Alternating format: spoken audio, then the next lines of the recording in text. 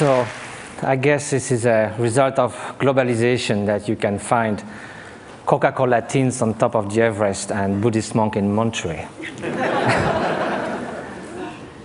And so I just came 2 days ago from the Himalayas to your kind invitation, so I would like to invite you also for a while to the Himalayas themselves. And to show the place where meditators like me, who began with being a molecular biologist in Pasteur Institute and found their way to the mountains. So these are a few images I was lucky to take and be there. This is the Mount Kailash in eastern Tibet, wonderful setting. This is from Marlborough country.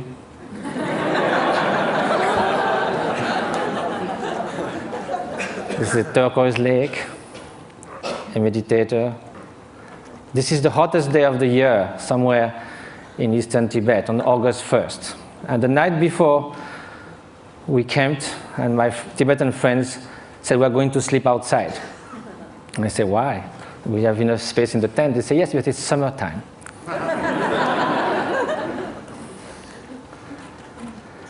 So now we are going to speak of happiness. As a Frenchman, I must say that there are a lot of French intellectuals that think happiness is not at all interesting.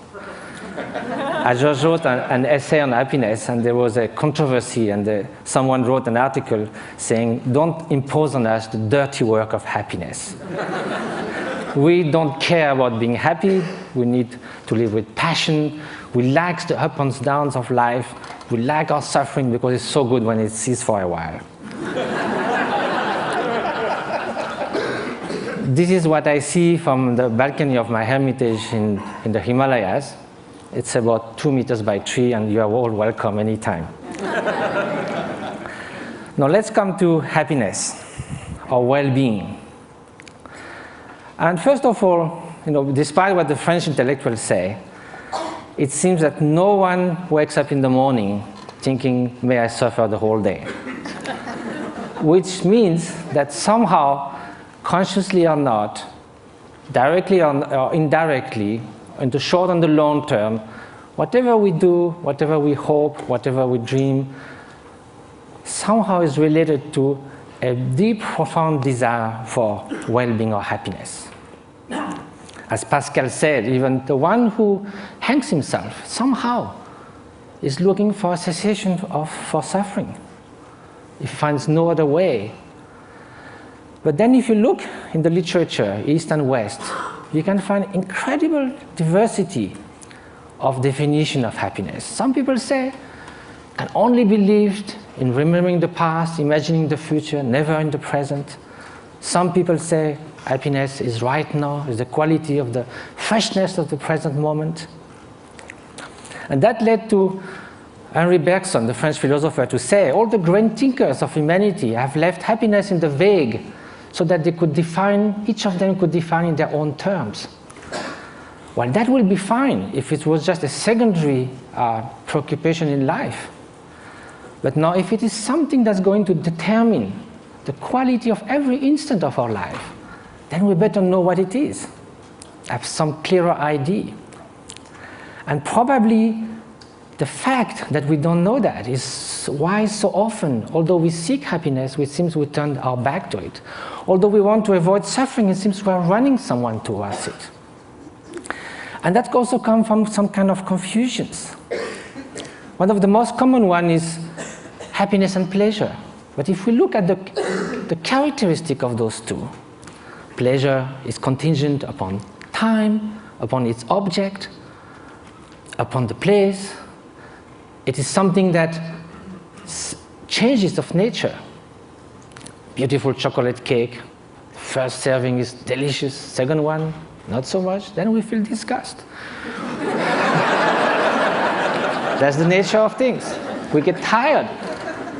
I used to be a fan of Bach. I used to play it on the guitar, and I can hear it 2, 3, 5 times. If I had to hear it 24 hours non-stop, it might be very tiring. If you are feeling very cold, you come near a fire, it's so wonderful. Then after some moments, you just go a little back and then it starts burning. it sort of uses itself as you experience it. And also again, it's something that it is not something that is radiating outside. Like you can feel intense pleasure and some others around you can be suffering a lot. Now, what then will be happiness? And happiness, of course, is such a vague word. So let's say well-being. And so I think the best definition, according to the Buddhist view, is that well-being is not just a mere pleasurable sensation. It is a deep sense of serenity and fulfillment, a state that actually pervades and underlies all emotional states and all the joys of sorrows that can come one's way. Well, that might be surprising. Can we have this kind of well-being while being sad? In a way, why not? Because we are speaking at a different level. Look at the waves coming near the shore. When you are at the bottom of the wave, you hit the bottom. You hit the solid rock. When you are surfing on the top, you are all elated. So you go from elation to depression. There's no depth. Now, if you look at the high sea, there might be beautiful, calm ocean like a mirror. There might be storms, but the depth of the ocean is still there, unchanged. So now, how is that? It can only be a state of being, not just a fleeting emotion, sensation, even joy that can be the spring of happiness. But there's also wicked joy. You can rejoice in someone's suffering. So now, how do we proceed in our quest for happiness? Very often, we look outside. We think that if we could gather this and that, all the conditions, something like we say, everything to be happy. To have everything to be happy, that very sentence already bears the doom of destruction of happiness. To have everything. If we miss something, it collapses. And also when things go wrong, we're trying to fix things outside so much. But our control on the outer world is limited, temporary, and often illusory. So now look at the inner conditions. Aren't it stronger? Isn't it the mind that translates the outer condition into happiness and suffering? And isn't that stronger? We know by experience that we can be in what we call a little paradise and yet be completely unhappy within. The Dalai Lama was once in Portugal and there was a lot of construction going on everywhere. So one evening he said, look, you are doing all these things, but isn't it nice also to build something within? And he said, unless that, even you get a high-tech flat on the 100th floor of a super modern and comfortable building, if you are deeply unhappy within, all you are going to look for is a window from which to jump. So now, at the opposite, we know a lot of people who in very difficult circumstances manage to keep serenity, inner strength, inner freedom, confidence. So now if the inner conditions are stronger, of course the outer conditions do influence. And it's wonderful to live longer, healthier, to have access to information, education, to be able to travel, to have freedom. It's highly desirable. However, this is not enough. Those are just auxiliary help, conditions. The experience that translates everything is within the mind. So then when we ask oneself how to nurture the conditions for happiness, the inner conditions, and which are those which will undermine happiness. So then this needs to have some experience. We have to know from ourselves there are certain states of mind that are conducing to this flourishing, to this well-being, what the Greek call eudaimonia, flourishing. And there are some which are adverse to this well-being. And so if we look from our own experience, anger, hatred, jealousy, arrogance, obsessive desire, strong grasping, they don't leave us in such a good state after we have experienced it. and also they are detrimental to others' happiness. So we may consider that the more those are invading our mind, and like a chain reaction, the more we'll feel miserable, we'll feel tormented.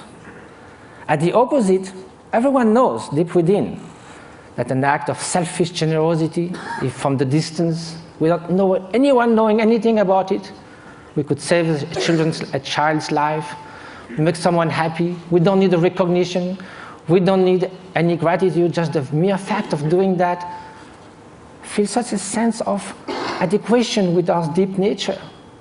And we would like to be like that all the time. So is that possible? To change our way of being, to transform one's mind? Are those negative emotions or destructive emotions inherent to the nature of mind? Is a change possible in our emotions, in our traits, in our moods? So for that we have to ask, what is the nature of mind? And if we look from the experiential point of view, there is a primary quality of consciousness. That is the mere fact to be cognitive, to be aware. Consciousness is like a mirror that allows all images to rise on it. You can have ugly faces, beautiful faces in the mirror. The mirror allows that, but the mirror is not tainted, is not modified, is not altered by those images. Likewise, behind every single thought, there is the bare consciousness, pure awareness. This is the nature.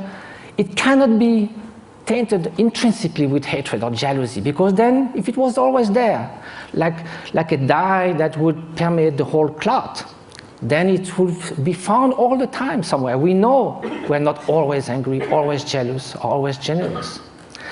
So because the basic fabric of consciousness is this pure cognitive quality that differentiates it from a stone, there is a possibility for change, because all emotions are fleeting.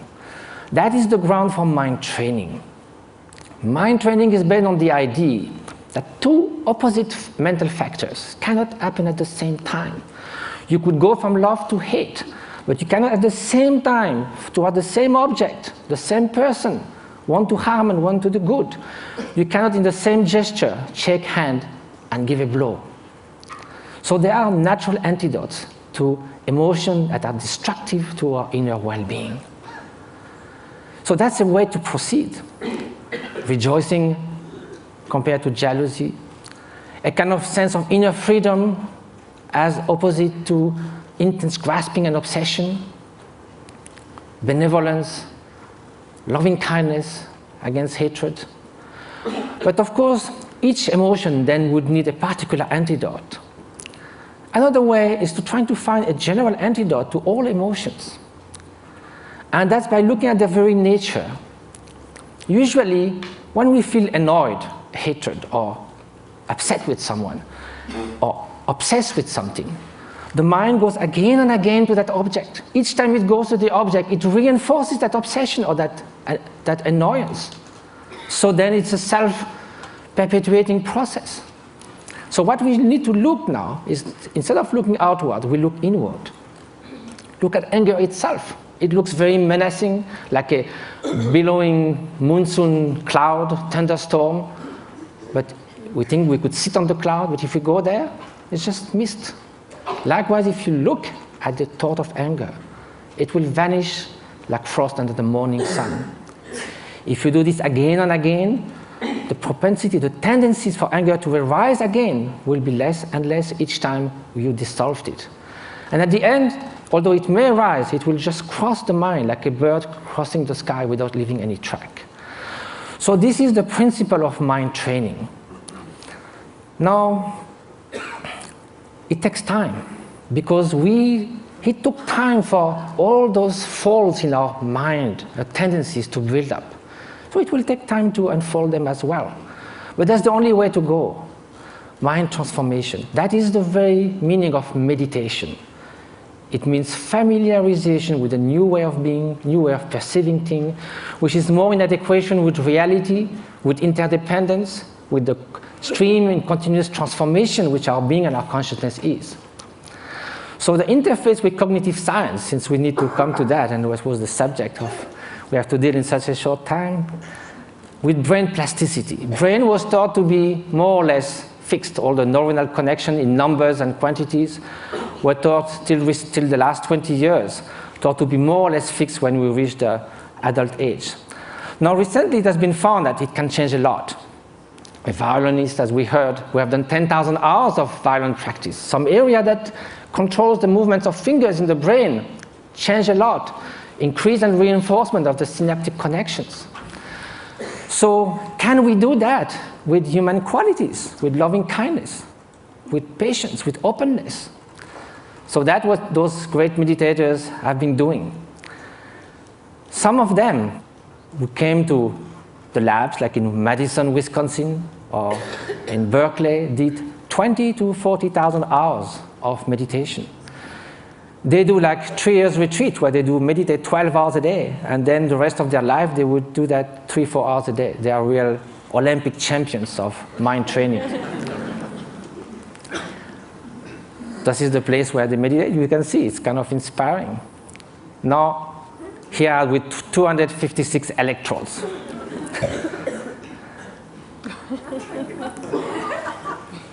So what did they find?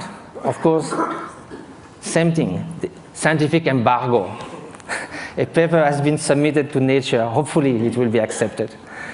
It deals with the state of compassion, unconditional compassion. We ask meditators who have been doing that for years and years and years to put their mind in a state where there's nothing but loving kindness, total availability to sentient being. Of course, during the training, we do that with objects. We think of people suffering, we think of people we love. But at some point, it can be a state which is all-pervading. Here's the preliminary result, which I can show because it's already been shown. The bell curve shows 150 controls.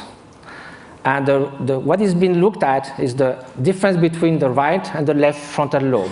In very short, people who have more activity on the right side of the prefrontal cortex are more depressed, withdrawn, they don't describe a lot of positive affect. It's the opposite on the left side, more tendency to altruism, to happiness, to express, and curiosity, and so forth. So there's a basic line for people, and also it can be changed. If you see a comic movie, you go more to the left side. If you are happy about something, you'll go more to the left side. If you have a bout of depression, you'll go to the right side. Here, the minus 0.5 is a 4 standard deviation of a meditator who meditates on compassion. It's something that is totally out of the bell curve. So I have no time to go into all the different scientific results. Hopefully they will come. But they found that this is after 3.5 hours in a fMRI. It's like coming out of a space ship. Also, it has been shown in other labs, for instance, Paul Ekman's labs in Berkeley, that some meditators are able also to control their emotional response more than it could be taught. Like the startle experiments, for instance. If you sit a guy on a chair with all this kind of apparatus measuring your physiology, and there's kind of a bomb that goes off. It's a so instinctive response that in 20 years, they never saw anyone who would not jump. Some meditators, without trying to stop it, but simply by being completely open, thinking that that bang is just going to be just a small event, like a shooting stars, they're able not to move at all. So the whole point of that is not sort of to make like a circus thing of showing exceptional beings who can jump or whatever. It's more to say that mind training matters. That this is not just a luxury. This is not a supplementary vitamin for the soul. This is something that's going to determine the quality of every instant of our life. We are ready to spend 50 years achieving education. We love to do jogging, fitness. We do all kinds of things to remain beautiful. Yet, we spend surprisingly little time taking care of what matters most, the way our mind functions, which again is the ultimate thing that determines the quality of our experience. Now, compassion should also be put in action. That's what we try to do in different places. Just this one example is worth a lot of work. This lady with bone TV left alone in a tent was going to die with her only daughter. 1 year later, how she is. Different schools and clinics we've been doing in Tibet. And just I leave you with the beauty of those looks that tells more about happiness that I could ever say. And jumping monks of Tibet. Flying monks.